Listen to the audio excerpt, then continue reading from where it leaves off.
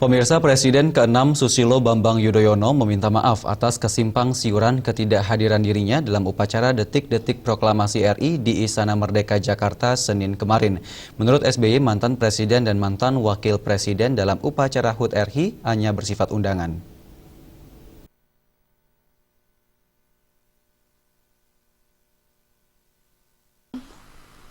Presiden ke-6 Susilo Bambang Yudhoyono atau SBY berhalangan hadir dalam dua acara kenegaraan, yakni pidato kenegaraan Presiden Jokowi di Gedung MPR DPR hari Jumat pekan lalu dan upacara detik-detik proklamasi di Istana Merdeka hari Senin kemarin.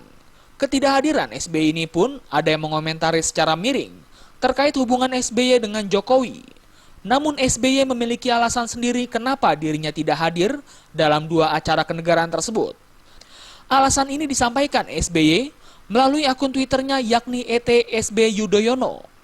Dalam akunnya itu, SBY mengatakan bahwa mantan presiden dan mantan wakil presiden dalam upacara hari ulang tahun RI dan pidato kenegaraan presiden hanya bersifat undangan, jadi tidak menjadi kewajiban untuk menghadiri acara tersebut.